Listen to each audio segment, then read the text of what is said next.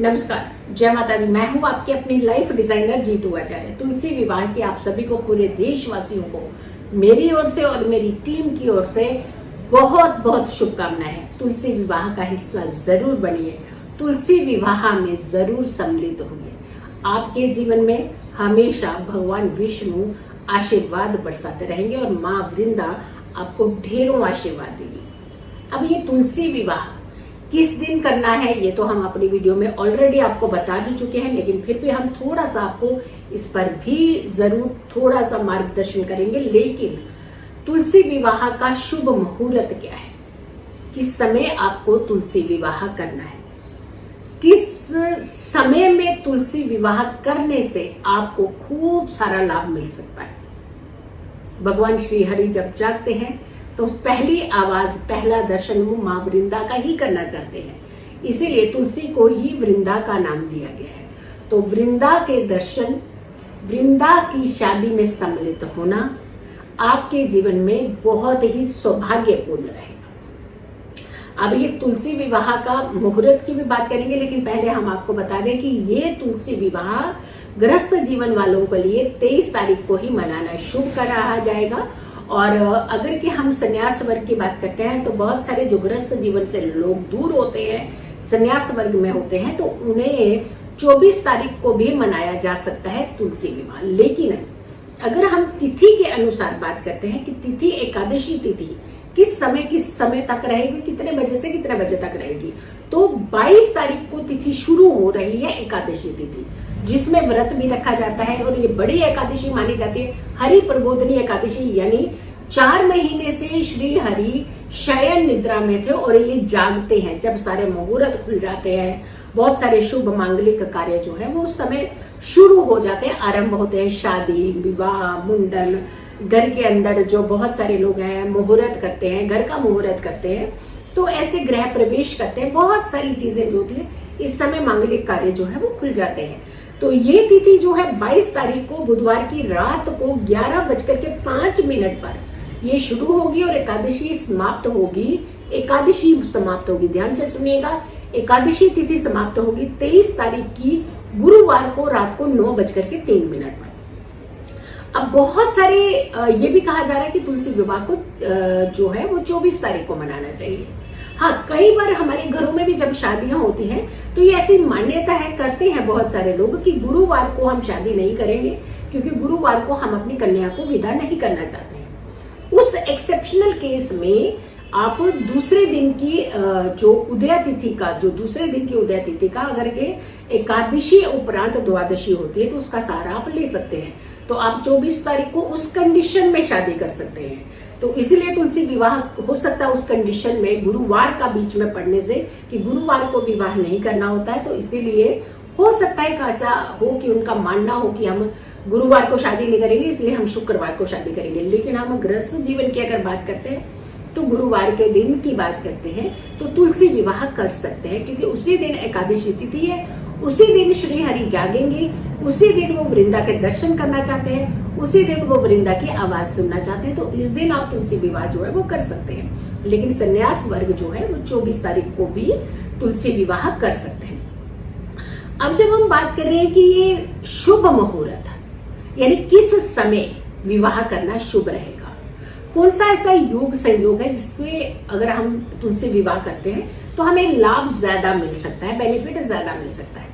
बिल्कुल हम बताने जा रहे हैं कि आपको किस समय तुलसी विवाह करना ज्यादा अच्छा रहेगा आपके लिए।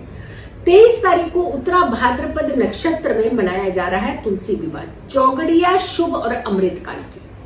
अब देखिए, चौगड़िया भी है, शुभ और अमृत काल की है, तो ये दोनों जो फैक्टर्स हैं ये बड़े अच्छे शुभ माने जा रहे हैं।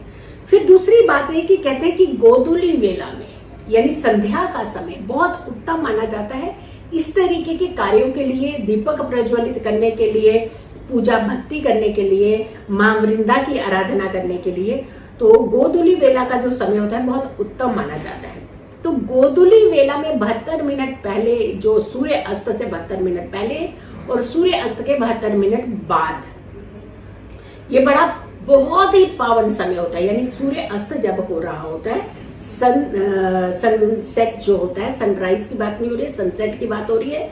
कि जब सूर्य अस्त होता है उसके 72 मिनट्स पहले और सूर्य अस्त सनसेट के 72 मिनट बाद, ये गोधूली वेला में माना जाता है। बहुत अच्छा शुभ समय होता है। इस बीच अगर के आप तुलसी विवाह करते हैं तो बहुत ही शुभ प्रभाव देने वाला होता है। तो यानी इस पीरियड के बीच में आप तुलसी विवाह कर सकते हैं।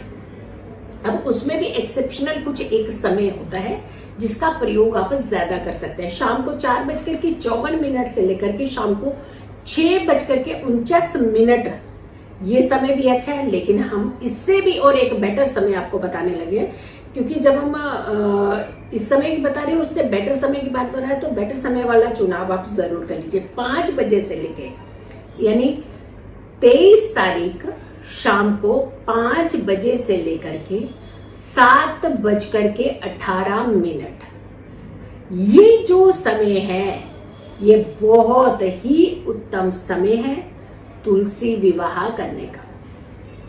आप जितने भी विधि विधान होते हैं जो करना चाहते हैं कैसे करें हम ये भी बताएंगे डेफिनेटली एक वीडियो में। बट ये जो समय है ये बहुत अमेजिंग समय है जब आप तुलसी विवाह कर सकते हैं।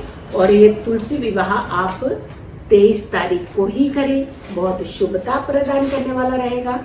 और इस विवाह में सब कोई परिवार का हर सदस्य शामिल जरूर हो, सम्मिलित जरूर हो। जो आपकी आस्था हो, जो आपका भाव हो, आप अर्पित कर सकते हैं वहां पे चीजें। लेकिन जो समय है वो हमने आपको इसीलिए बहुत पहले बता दिया है कि आप इस समय का चुनाव कीजिएगा तुलसी विवाह के लिए। जिन्होंने भी अपने घर में तुलसी रखी है तो डेफिनेटली वो शालिग्राम के साथ तुलसी विवाह जरूर करें। और जो लोगों ने तुलसी विवाह अपने घर में तुलसी नहीं रखी है या तुलसी विवाह नहीं करते हैं तो जो भी पूजा स्थानों पर, धार्मिक स्थलों पर बहुत भव्य तरीके से इस विवाह को किया जाता है। और इससे विवाह में कहते हैं कि अगर आप कुछ भी अपना सहयोग दें, कुछ भी आप अर्पित करें उस समय, तो भगवान विष्णु बहुत प्रसन्न होते हैं, तुलसी मैया बहुत प्रसन्न होती है, माँ वृंदा बहुत प्रसन्न होती है और आपको ढेरों ढेरों आशीर्वाद देती है। तो आपने तुलसी विवाह का हिस्सा भी बनना है, लेकिन इस शुभ समय पर ही आपने तुलसी विवाह करना है। तो बहुत सारे लोगों को ये वीडियो जरूर शेयर कीजिएगा, क्योंकि बहुत सारे लोगों को ये कंफ्यूजन है कि एक तो हम किस दिन करें तुलसी विवाह और दूसरा तुलसी विवाह का शुभ मुहूर्त यानी विवाह किस समय करें। सो वीडियो को ज्यादा से ज्यादा लोगों तक जरूर पहुंचाइएगा, इसे रोकिएगा नहीं।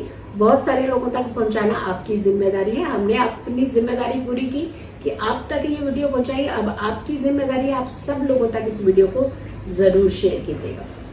खुश रहिए, स्वस्थ रहिए, पॉजिटिव रहिए। पॉजिटिव रहते हैं तो हर समस्या से हम दूर रहते हैं। जल्दी हाजिर होंगे एक अच्छी वीडियो के साथ। तब तक के लिए नमस्कार, जय माता दी।